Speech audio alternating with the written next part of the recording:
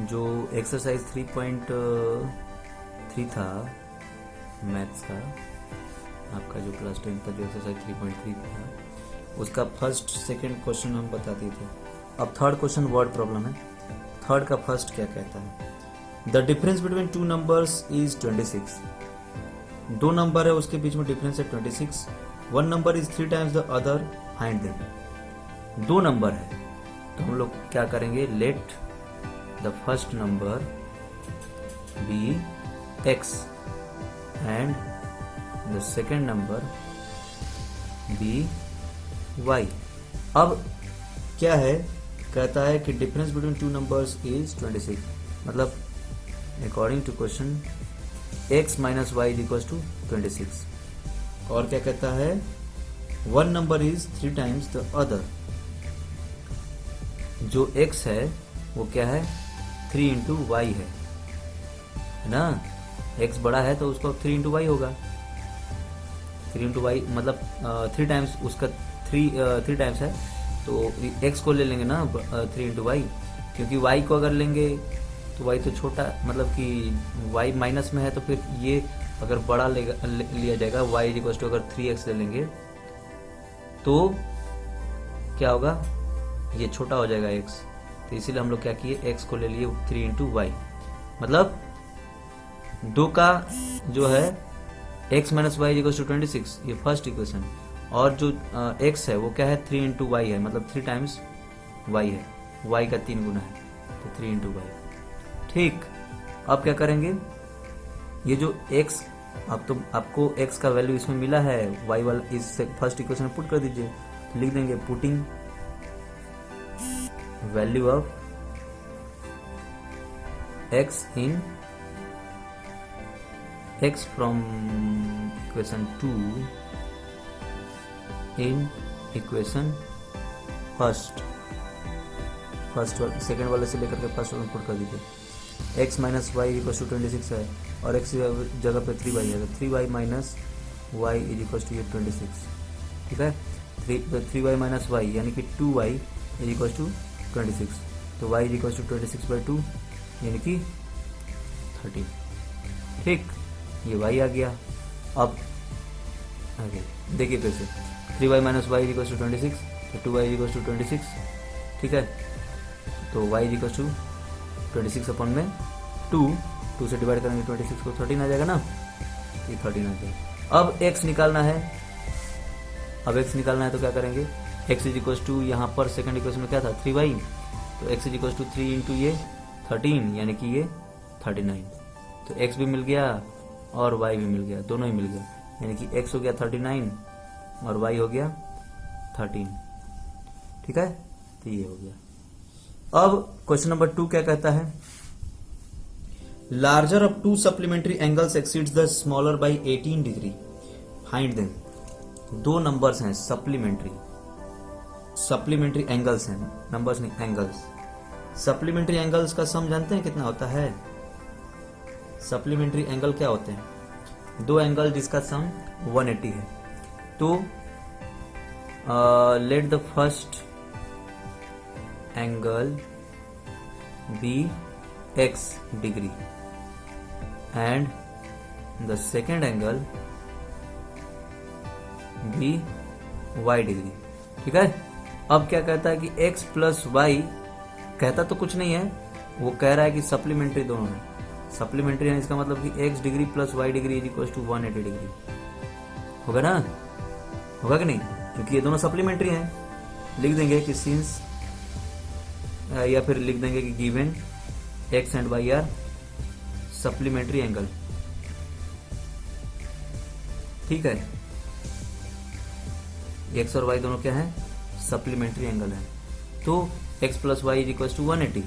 अच्छा, दूसरी बात क्या कहता है कि जो बड़ा वाला जो एंगल है वो छोटे वाले एंगल से 18 डिग्री अधिक है, यानी कि x को अगर हम लोग बड़ा ले लेते हैं तो x is equal to y plus 18। अधिक होने का मतलब y से अधिक है, तो मतलब y में प्लस करेंगे 18 तभी ना। ये हो गया हमारा सेकंड इक्वेशन और ये हो गया हमारा फर्स्ट इक्वेशन। ये x plus y equal to 180 ये हो गया फर्स्ट, और x is equal to y plus 18 ये हो गया सेकंड। तो क्या करेंगे? वैसे करेंगे, एक्स का वैल्यू सेकंड से जो है फर्स्ट वाला पुट करिए, तो y प्लस 18 आप लिख दीजिएगा, putting the value of x in first equation. तो y प्लस 18 x की जगह पे y प्लस 18 लिख दिया, ये लिख दिया यहाँ पर x की जगह पे, और प्लस ये y इज इक्वल टू 180। ठीक, तो y प्लस y क्या हो गया, 2y plus 18 is equal to 180। ठीक है, ये तो 2y इज इक्वल टू क्या होगा, 18 को उधर ले जाकर के माइनस करिए तो 180 माइनस 18। ठीक है, तो 2y इज इक्वल टू 180 में से 18 माइनस करेंगे तो 162 है ना, तो 162 ये सब डिग्री में ही चल रहा है। ठीक है, तो y is equal to 162 upon में 2, यानी कि कितना हो गया, 81 डिग्री। ठीक है, 81 डिग्री हो गया। अब हमारे पास y मिल गया तो x निकाल सकते हैं ना, x इज इक्वल टू क्या था, y प्लस 18 था, तो 81 प्लस 18 हो जाएगा, यानी कि 99 डिग्री। समझे, ये हो गया हमारा x भी मिल गया और y भी मिल गया। तो ऐसे बनाना है। ठीक है, अब क्वेश्चन नंबर 3 है, the coach of a cricket team buys 7 bats and 6 balls for ₹3800। Coach है वो क्या खरीदे, खरीदी 7 बैट्स एंड 6 बॉल्स, ठीक है, फॉर ₹3800। तो 7 बैट प्लस 6 बॉल का दाम जो है ₹3800 है। ठीक, later she buys 3 bats and 5 balls for ₹1750, यानी कि 3 बैट्स खरीदे और 5 बॉल्स खरीदे, तो उसका दाम कितना था, ₹1750। तो हम लोग क्या करेंगे, जो बैट है उसका दाम x ले लेंगे। Let the cost of 1 bat be ₹x। उसी तरह let the cost of 1 ball be ₹y, उसको y ले लेंगे और उसको बैट वाले को x ले लेंगे। क्या होगा फिर, क्या होगा, अकॉर्डिंग टू क्वेश्चन, इसको क्वेश्चन में पुट कर दीजिए x और y का वैल्यू, मतलब x और y को जो है यहाँ पर इस वाले इक्वेशन बनाने के लिए यहाँ पर पुट कर दीजिए। अकॉर्डिंग टू क्वेश्चन क्या हो जाएगा, ये 7 बैट है तो 7 इंटू एक का दाम x है तो 7 का कितना होगा, 7x होगा ना जी, और एक का दाम एक बॉल का y है तो फिर 6 बॉल्स के कितने होंगे, 6y हो जाएगा, तो 7x plus 6y is equal to 3800। ठीक है ना, ये हो गया फर्स्ट इक्वेशन। और ये क्या हो गया, 3 बैट है तो 3x plus 5y is equal to 1750, ये हो गया हमारे इक्वेशन नंबर 2। अब इसको सॉल्व करना है, सॉल्व करिए। अब हम इसका एक बार सॉल्यूशन करके बताते हैं। आप लोग ऐसे अपने से भी खुद से भी कर सकते हैं इसे। तो 7x plus 6y is equal to 3800, 3x plus 5y is equal to 1750। तो सेकेंड इक्वेशन में से हम लोग x का वैल्यू ले लेते हैं, तो 3x plus 5y is equal to 1750, और 3x इज इक्वल टू ये 5y उधर जाकर के माइनस हो जाएगा, 1750 माइनस 5y, और x is equal to 1750 minus 5y upon 3। इसको आप इसमें पुट कर दीजिए, है कि नहीं, तो पुट कर देंगे तो आप लिख देंगे कि putting the value of x, putting the value of x in x from, ये थर्ड मान लेते हैं, थर्ड इन इक्वेशन फर्स्ट वाला इक्वेशन में पुट कर दीजिए। तो 7x मतलब 7 इंटू 1750 माइनस 5y अपॉन में 3 प्लस ये 6y इज इक्वल टू 3800। ठीक है, तो क्या होगा, 7 से इसमें इंटू करिए अंदर, तो 7 इंटू 0 0 7 5 35, और ये हो गया 7 49 प्लस 3 52, 7 प्लस 5 12 12250 माइनस ये 35y अपॉन 3 प्लस ये 6y में हम लोग 3 से इंटू कर देंगे तो उसमें क्या हो जाएगा, 18y हो जाएगा ना, 6 3 18, तो प्लस 18y हम लोग इसको भी प्लस कर लेते हैं उसी में, इज इक्वल टू 3800। ठीक, अब क्या करना है, ये हो जाएगा 12250 माइनस 35 प्लस 18, तो ये कितना हो जाएगा, -17y हो जाएगा ना, अपॉन में 3 इज इक्वल टू 3800। ठीक है, तो ये 3 को उधर भेज दीजिए, तो 12250 -17y इज इक्वल टू ये 3 को उधर भेज दीजिए, 0 0 3 8 जा 4 2 9 प्लस 2 11 11400। अब ये जो 17y है उसको उधर भेज दीजिए और इसको इधर भेज दीजिए, तो माइनस हो जाएगा 12250 माइनस ये 11400 इज इक्वल टू 17y। ठीक है, ये हो गया 0 और ये हो गया 5 8 और ये हो जाएगा 11, तो 850 हो गया ये 17y। ठीक है, 17y इज इक्वल टू 850, तो y is equal to 850 upon 17 5 85 और 0 का 0, तो y का वैल्यू आ गया 50 रुपीज। तो x का कितना होगा, तो x आप निकाल लीजिए, x इज इक्वल टू था, x का वैल्यू क्या था यहाँ पर में हम लोग लिए थे ना 1750, यहाँ पे ये था ना x is equal to 1750 minus 5y upon में 3, उसी को लिखते हैं यहाँ पे 1750 माइनस 5y अपॉन 3।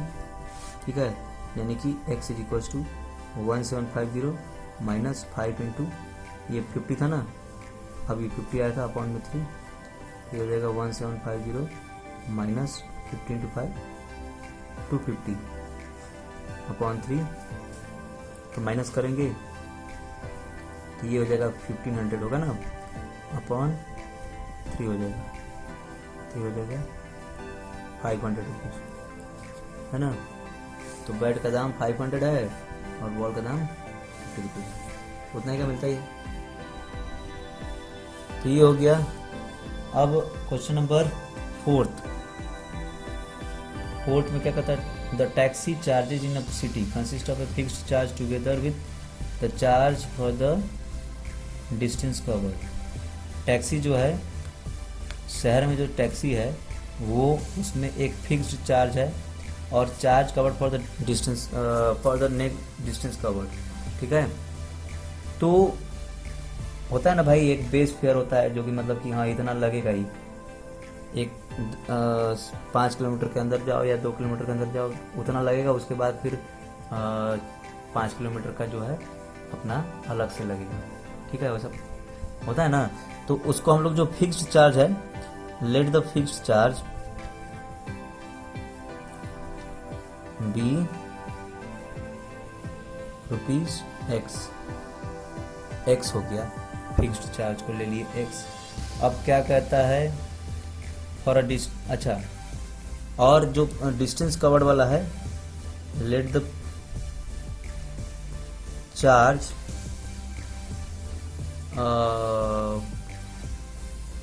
पर किलोमीटर बी रुपीज वाई।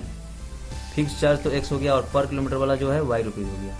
तो कहता है कि for a distance of 10 kilometre the charge paid is 105 and for the journey of 15 kilometre the charge paid is 155। तो what are the fix charge and the charge per kilometre, यानी कि fix charge क्या है और charge per kilometre क्या है, दोनों पता करना है। और कितना खर्चा होगा जब 25 किलोमीटर जाना होगा तो। ठीक है, फिर दूसरा उसमें आगे और भी कुछ क्वेश्चन पूछा है। तो आप क्या करेंगे, सबसे पहले